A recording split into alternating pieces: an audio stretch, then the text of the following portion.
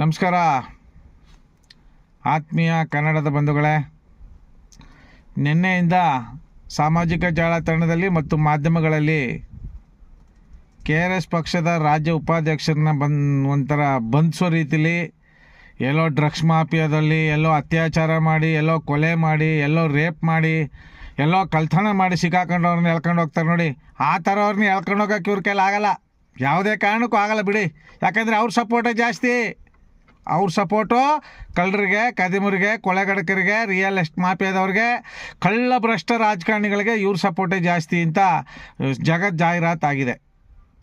ನಾವು ಕೆಲವು ಸಂದರ್ಭದಲ್ಲಿ ಮಾನ್ಯ ಪೊಲೀಸು ಸಂಬಂಧಪಟ್ಟಾಗೆ ಪೊಲೀಸರು ಕೆಲವು ಕಡೆ ಜಾಹೀರಾತು ಫಲಕಗಳನ್ನ ಹಾಕ್ತಾರೆ, ಕೆಲವು ಸಭೆ ಸಮಾರಂಭಗಳಲ್ಲಿ ಪ್ರಸ್ತಾಪ ಮಾಡ್ತಾರೆ. ಏನಂತ, ಜನಗಳ ಜೊತೆ ಒಡನಾಟ ಚೆನ್ನಾಗಿರಬೇಕು, ಜನರನ್ನ ಪ್ರೀತಿಯಿಂದ ನೋಡಬೇಕು, ಜನರನ್ನ ಸ್ನೇಹಿತರಿಂದ ನೋಡಬೇಕು, ನಾವು ಯಾವುದೇ ಒಂದು ಕೊಲೆ, ದರೋಡೆ, ಅತ್ಯಾಚಾರ ಏನೇ ಒಂದು ಭೇದಿಸಬೇಕಾದ್ರೂ ಸಾರ್ವಜನಿಕರ ಒಡನಾಟ ಚೆನ್ನಾಗಿರಬೇಕು ಅಂತ ಕೆಲವು ಕಡೆ ಹೇಳ್ತೀರಿ. ಅದೇ ಸಂದರ್ಭದಲ್ಲಿ ಇವತ್ತು ಗೃಹ ಸಚಿವರನ್ನ ಪ್ರಶ್ನೆ ಮಾಡುವಂಥ ಸಂದರ್ಭದಲ್ಲಿ ಗೃಹ ಸಚಿವರು ಪ್ರಶ್ನೆಗೆ ಉತ್ತರ ಕೊಡಬೇಕು, ಇಲ್ಲ ಸಮಯವನ್ನು ನಿಗದಿಪಡಿಸಿ ಇಂಥ ಜಾಗ ಗೊತ್ತುವಳಿ ಮಾಡ್ಕೋಬೇಕು. ಆ ಸಂದರ್ಭದಲ್ಲಿ ಪೊಲೀಸರು ನೀವು KRS ಪಕ್ಷದ ರಾಜ್ಯ ಉಪಾಧ್ಯಕ್ಷರನ್ನ ಸೋಮಸುಂದರ್ ಅವ್ರನ್ನ ಆ ರೀತಿ ಎಳ್ಕೊಂಡು ಹೋಗ್ತಿರಲ್ಲ, ನಿಮಗೇನಾದರೂ ಮಾನವೀಯತೆ ಇದೆಯಾ? ಸಂವಿಧಾನದ ಮೇಲೆ ಗೌರವ ಇದೆಯಾ?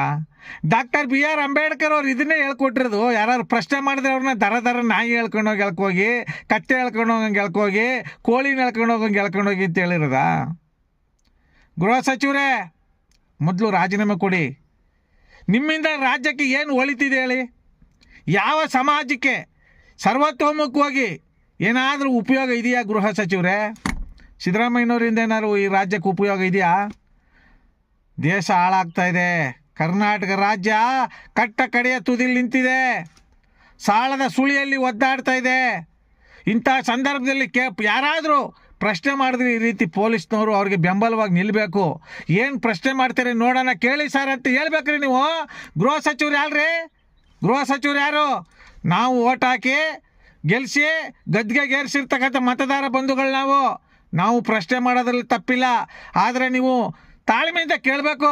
ಪ್ರಶ್ನೆ ಏನು ಕೇಳ್ತಾ ಇದ್ದಾರೆ, ಏನು ಉದ್ದೇಶ ಕೇಳ್ತಾ ಇದ್ದಾರೆ, ಯಾವ ಸಂದೇಶವನ್ನು ಇಟ್ಕೊಂಡು ಕೇಳ್ತಾ ಇದ್ದಾರೆ, ಮುಂದಿನ ಏನು ಯೋಗಕ್ಷೇಮಕ್ಕಾಗಿ ಕೇಳ್ತಾ ಇದ್ದಾರೆ, ಏನು ಅಡಗಿದೆ ಅಲ್ಲಿ ಅವ್ರು ಕೇಳೋ ಪ್ರಶ್ನೆಯಲ್ಲಿ ಯಾವ ಸತ್ಯಾಂಶ ಅಡಗಿದೆ ಅನ್ನೋದು ತಾಳ್ಮೆಯಿಂದ ಕೇಳಬೇಕು. ಪೊಲೀಸರು ಹಂಗೆ ಎದಪಟ್ಟಿ ಇಟ್ಕೊಂಡು ದರದರ್ನ ಹೇಳ್ಕೊಂಡು ಹೋಗ್ತಾ ಇದ್ರ? ಅವ್ರೇನು ನಾಯಿನ, ಕೋಳಿನ, ಕೊತ್ತಿನ, ಬೆಕ್ಕ?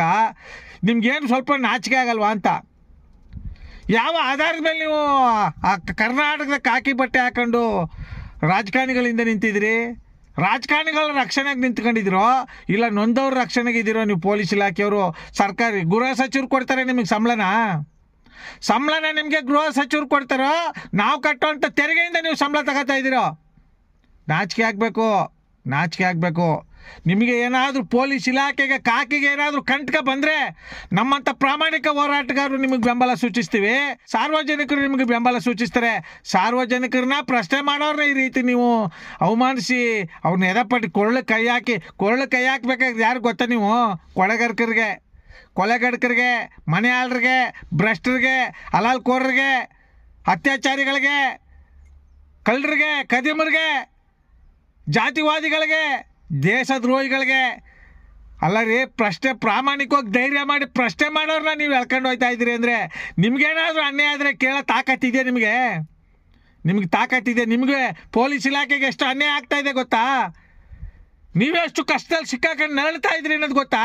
ಇವತ್ತು ಪೊಲೀಸ್ ಡಿಪಾರ್ಟ್ಮೆಂಟೇ ಬೇಡ ಅಂತ ಜನ ಪೊಲೀಸರು, ಪ್ರಾಮಾಣಿಕ ಪೊಲೀಸರು ಶಾಪ ಆಗ್ತಾ ಇದ್ರಿ. ಇಡೀ ಶಾಪ ರಾಜ್ಯ ಸರ್ಕಾರಕ್ಕೆ, ಕೇಂದ್ರ ಸರ್ಕಾರಕ್ಕೆ. ಅದು ಗೊತ್ತಾ?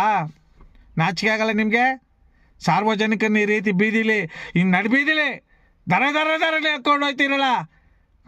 ಎಷ್ಟು ಜನ ರಿಯಲ್ ಮಾಫಿಯಾ ಮೋಸ ಮಾಡೋರನ್ನ ಹೇಳ್ಕೋಗಿದ್ರಿ? ಎಷ್ಟು ಜನ ಅತ್ಯಾಚಾರಿಗಳನ್ನ ಹೇಳ್ಕೋಗಿದ್ರಿ? ಎಷ್ಟು ಜನ ಕೊಲೆಗಡಕರನ್ನ ಹೇಳ್ಕೋಗಿದ್ರಿ? ಎಷ್ಟು ಜನ ದೇಶದ್ರೋಹಿಗಳನ್ನ ಹೇಳ್ಕೋಗಿದ್ರಿ? ಎಷ್ಟು ಜನ ಜಾತಿವಾದಿಗಳನ್ನ ಹೇಳ್ಕೋಗಿದ್ರಿ? ನಾಚಿಕೆ ಆಗಬೇಕು. ಸಂವಿಧಾನದ ಅಡಿಯಲ್ಲಿ ನೀವು ಅಧಿಕಾರದಲ್ಲಿರೋದು ಯೋಗ್ಯತೆ ಇಲ್ಲ. ಈ ಕ್ಷಣದಲ್ಲಿ ನೀವು ನೈತಿಕ ಹೊಣೆ ಹೊತ್ತು ರಾಜೀನಾಮೆ ಕೊಡಬೇಕು. ಪ್ರಾಮಾಣಿಕವಾಗಿ ಪ್ರಶ್ನೆ ಮಾಡೋರನ್ನ, ಪ್ರಾಮಾಣಿಕವಾಗಿ ಬೆಂಬಲ ವ್ಯಕ್ತಪಡಿಸೋರನ್ನ, ನೆಲ ಜಲ ಭಾಷೆಗಾಗಿ, ನಾಡಿನ ಉಳಿವಿಗಾಗಿ, ನಿಮ್ಮೆಲ್ಲರ ಮಕ್ಕಳ ಭವಿಷ್ಯಕ್ಕಾಗಿ ಹೋರಾಟ ಮಾಡೋರನ್ನ ನೀವು ಈ ರೀತಿ ಎಳ್ಕೊಂಡು ಹೋಗ್ತಾ ಇದ್ದೀರ ಅಂದರೆ ನಿಮಗೆ ನಾಚಿಕೆ ಆಗಬೇಕು. ನಿಮಗೆ ಜನ್ಮ ಕೊಟ್ಟಂಥ ತಂದೆ ತಾಯಿ ಹೇಳಿ ತಪ್ಪು ಮಾಡಿದ್ರು, ನಿಮ್ಮಂಥ ಪಾಪಿಗಳಿಗೆ ಜನ್ಮ ಕೊಟ್ಟಿದ್ದಾರಲ್ಲ, ಇದು ನಾಡಿನ ದುರಂತ, ಈ ದೇಶದ ದುರಂತ.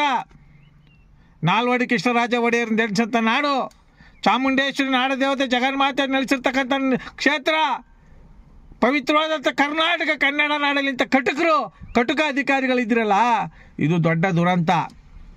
ಈ ಕೂಡಲೇ ನಾಡಿನ ಜನತೆಯನ್ನು ಯಾರು ಅಲ್ಲಿ ದಳದರನ 3-4 ಜನ ಪೊಲೀಸ್ನವ್ರು ಎಳ್ಕೊಂಡು ಹೋದ್ರಿ, ನಿಮ್ಮ ಕಾಕಿಗೆ ಅವಮಾನ ಆಗಿದೆ. ಕಾಕಿನ ಕಡೆಗಣಿಸಿದ್ರಿ, ನಿಮ್ಮ ಮೇಲೆ ಇರತಕ್ಕಂಥ ಮೈ ಮೇಲೆ ಇರ್ತಕ್ಕಂಥ ಕಾಕಿನ ಕಡೆಗಣಿಸಿ ಭ್ರಷ್ಟರಿಗೆ ಬೆಂಬಲ ಸೂಚಿಸುವುದ್ರ ಮೂಲಕ ಪ್ರಾಮಾಣಿಕ ಪ್ರಶ್ನೆ ಮಾಡೋರನ್ನ ನೀವು ಅವಮಾನಿಸಿದಿರಿ. ಈ ಕೂಡಲೇ ನೀವು ನೈತಿಕ ಹೊಣೆ ಹೊತ್ತು ನಿಮ್ಮ ಸ್ಥಾನಕ್ಕೆ ರಾಜೀನಾಮೆ ಕೊಟ್ಟು, ಬೇಸಿಗೆ ಈಗ ನೀರ್ಮಜ್ಜಿಗೆ ಪಾನಕ ಮಾರ್ಕೊಂಡು ಸೌತೆಕಾಯಿ ಕಡಲೆಕಾಯಿ ಗಿಳಕಾಯಿ ಮಾರ್ಕೊಂಡು ಜೀವನ ಮಾಡಿ, ನಿಮಗೆ ಈ ಅಧಿಕಾರ ಬೇಡ ಅಂತ ನಮ್ಮ ಮೈಸೂರು ಉದ್ಯಮವಂತ ಕನ್ನಡಿಗರ ಬಳಗದಿಂದ ಉಗ್ರವಾಗಿ ಖಂಡಿಸ್ತಾ ನಮ್ಮ ಆಕ್ರೋಶವನ್ನು ಹೊರಹಾಕ್ತಾ ಇದ್ದೇವೆ. ಜೈ ಕನ್ನಡಾಂಬೆ, ಜೈ ಕನ್ನಡ ನಾಡು, ಜೈ ಭೀಮ್, ಜೈ ಡಾಕ್ಟರ್ BR ಅಂಬೇಡ್ಕರ್ ಅವರಿಗೆ, ಜೈ ನಾಲ್ವಡಿ ಕೃಷ್ಣರಾಜ ಒಡೆಯರಿಗೆ. ಭ್ರಷ್ಟ ಅಧಿಕಾರಿಗಳಿಗೆ ಧಿಕ್ಕಾರವಿರಲಿ, ಭ್ರಷ್ಟ ರಾಜಕಾರಣಿಗಳಿಗೆ ಧಿಕ್ಕಾರವಿರಲಿ. ಜೈ ಕನ್ನಡಾಂಬೆ. ನಮಸ್ಕಾರ, ಧನ್ಯವಾದಗಳು.